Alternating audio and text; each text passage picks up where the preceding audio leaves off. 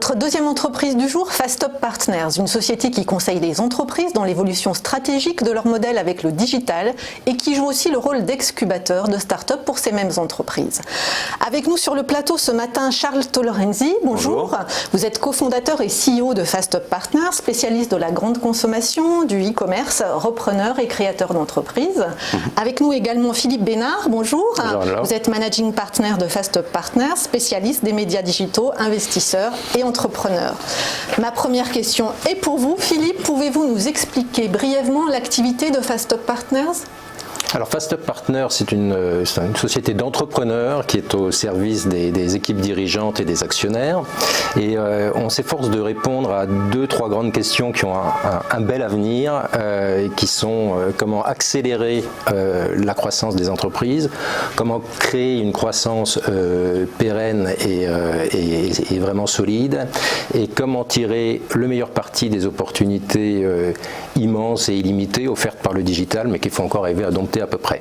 Et pour ce faire, on intervient dans 2 directions, dans 2 logiques. Une logique qui est une logique de conseil, d'assistance auprès des directions générales des sociétés sur des problématiques qui sont des problématiques spécifiques d'omnicanalité, de lien entre produits, technologies, marketing, de e-commerce, de création de nouvelles marques, etc. Et puis on intervient aussi, et c'est vraiment le modèle que nous avons créé chez FastUp, dans une logique d'excubation sur laquelle je pense que Charles va revenir très, très rapidement. Oui, parce que justement, en quoi consiste ce modèle d'excubation qui est un peu votre fer de lance ? Alors l'excubation, c'est en fait le fait de nous prendre à notre charge, le fait de faire sortir de terre des projets qui, dans une entreprise, auraient mis du temps à sortir de terre, aurait eu sans doute un niveau de risque relativement élevé parce que les conditions ne seraient pas réunies pour que le projet puisse avoir du succès. Donc qu'est-ce qu'on fait ? On travaille avec l'entreprise partenaire sur la validation du plan d'affaires, donc ça c'est un travail de conseil, mais surtout derrière, on monte l'équipe, on démarre le projet et on passe en gros la moitié de notre temps à faire sortir le projet de terre et l'autre moitié du temps à réintégrer le projet dans l'entreprise parce que le succès, il ne vient pas de la greffe, il vient du fait que la greffe est prise, il faut que le greffon soit solide et c'est ça qu'on assure. Et ça peut prendre à peu près combien de temps ? Ça prend généralement entre 2 et 3 ans si on prend un projet ou la plupart des projets qu'on a pu mener. Alors, qui sont vos clients aujourd'hui ? Combien en avez-vous ? Est-ce qu'ils sont plutôt en France, plutôt à l'international ? Alors, nos clients sont en grande partie issus des métiers du B2C, c'est-à-dire de la mise en main auprès du consommateur de produits et de services. Citez des noms ? Alors, on va y venir, bien sûr, je pense que d'ailleurs ils apparaissent sur l'écran. On travaille avec des grands groupes, des leaders mondiaux, globaux, à la fois des athlètes, des athlètes et des mastodontes, des gens comme Mars ou comme l'Occitane. On travaille avec des grands noms de la distribution spécialisée, de l'e-commerce, des gens comme ça. Et puis on travaille également avec des sociétés plus petites, des startups, souvent des startups de l'univers AdTech, des gens comme Vubble, Displace, etc. Donc une taille de clients très, très différente, mais qui nous nourrit en fait également d'innovation et de tous ces ressorts liés au développement de nouvelles initiatives et de nouvelles technologies, etc. Et enfin, on travaille également avec quelques acteurs du B2B dans des cas où on peut justement s'inspirer de ce qui se passe dans l'univers B2C, de ce qui se passe dans la grande consommation pour leur apporter des idées et des sujets d'innovation de rupture. Nos clients sont en grande partie internationaux, globaux, étrangers, donc souvent on travaille en fait directement avec les entités étrangères de ces clients. Et on réalise une grande partie de notre chiffre d'affaires à l'international. Alors, que leur apportez-vous concrètement ? Est-ce qu'on peut avoir, on a du mal à concrétiser un petit peu ce que vous pouvez faire pour eux ? Est-ce qu'on peut avoir des exemples de cas pratiques ? Bien sûr. Je vais vous donner un exemple sur lequel on a travaillé avec l'Occitane, qui souhaitaient se lancer dans le multi-level marketing, donc la vente par réseau de vendeuses. Là, on a démarré une entité pour opérer au Brésil. On a identifié pendant ce travail une société américaine qui avait déjà démarré et qui exécutait merveilleusement le travail. Cette société a été rachetée, réintégrée dans le projet. On en a assuré la solidification de quelques éléments opérationnels et on l'a internationalisée. Donc aujourd'hui, elle est active aux États-Unis, au Canada, au Brésil, en France, en Italie, en Allemagne, etc. C'est devenu une belle opération. Ça a mis à peu près 2 ans à se consolider. Et on travaille avec beaucoup de groupes de cette manière-là. On travaille par exemple avec un distributeur actuellement pour lequel on est l'unité de business développement. Avec eux, on a lancé 2 marques qui étaient des marques destinées à être vendues sur les marketplaces, sur Amazon en particulier, qui est un des terrains qu'on connaît plutôt bien. Donc des marques là pour le coup en 9 mois de l'idée jusqu'à elles sont sorties et elles sont en vente sur les marketplaces. On avait terminé ce travail-là et on est en train de démarrer un 2e projet avec ce même acteur. Alors, qu'est-ce qui vous différencie aujourd'hui de vos concurrents? Alors, je pense à des cabinets de conseil pour toute la partie conseil, mais aussi, pourquoi pas, des fonds d'investissement quand vous prenez des participations dans les startups. Bien sûr.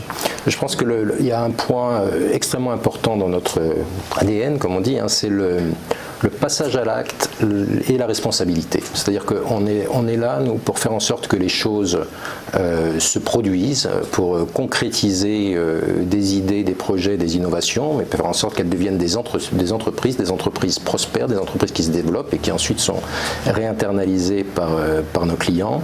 Donc ce passage à l'acte, responsabilité opérationnelle, puisque c'est nous qui conduisons ces projets, ces entités, ces initiatives, et on le fait avec du skin in the game, comme on dit, au sens où bien volontiers on co-investit dans ces projets avec nos clients.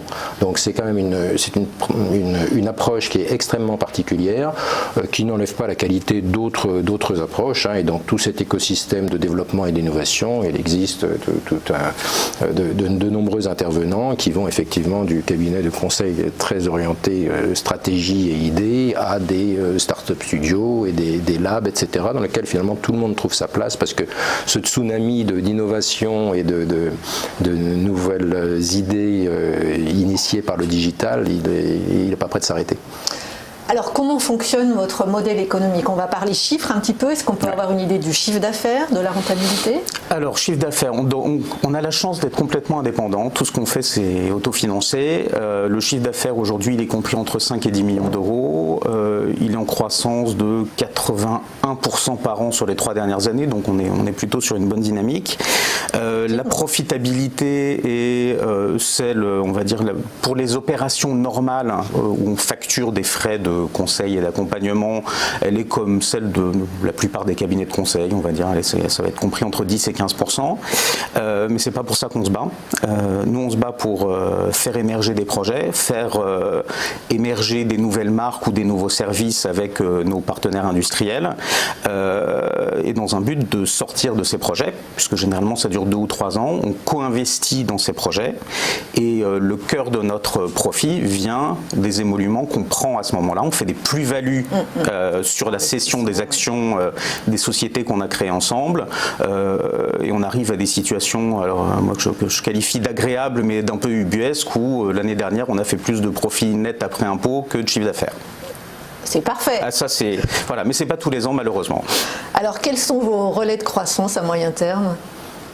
Alors, peut-être pour commencer, il faut dire qu'on fasse plus de ce qu'on fait bien, c'est-à-dire que notre plaisir, c'est quand même de créer ces entités, d'avoir ces projets d'excubation, etc.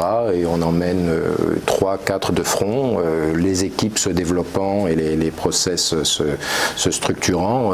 On espère un jour, on sera capable d'emmener 12 ou 15 de front en même temps avec des équipes donc, qui se sont beaucoup étoffées. Sur une année, on peut avoir un chiffre?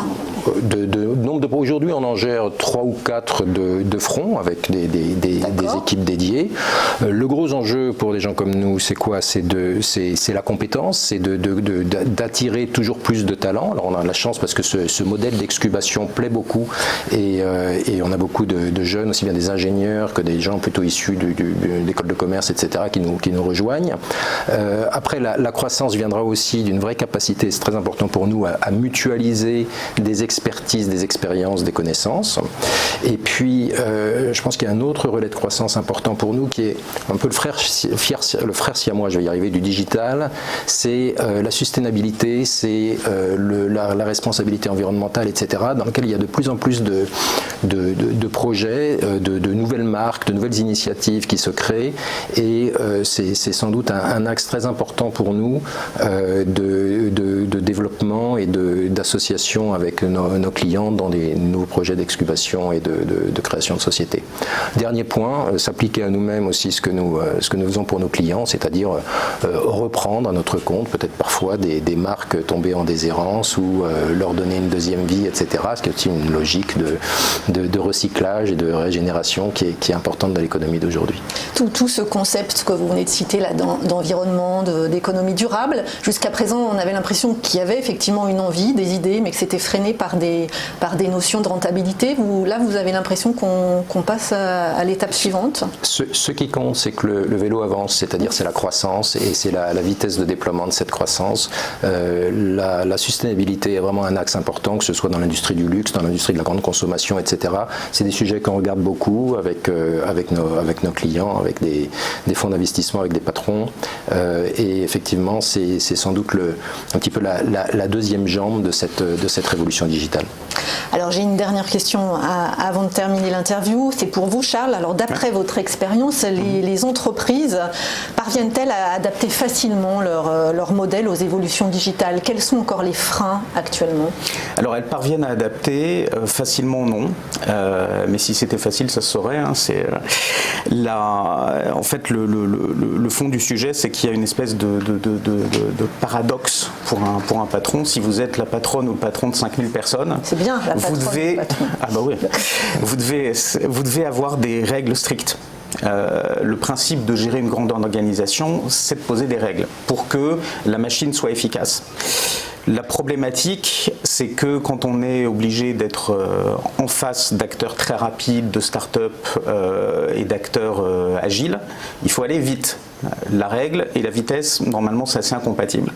Et nous, c'est justement là-dessus qu'on s'appuie, c'est de se dire, c'est difficile pour des gens comme ça de s'adapter tout en allant vite.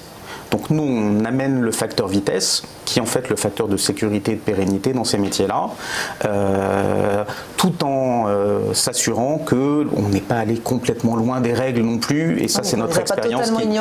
Et ça, c'est notre expérience qui nous permet de juger de manière opportune là, on est à la frange, mais c'est pas grave. Ou là, attention, ça, c'est une zone importante et il va falloir en discuter maintenant. Merci beaucoup, Charles Tolorenzi et Philippe Bénard, tous deux respectivement cofondateurs et managing partners de FastUp Partners.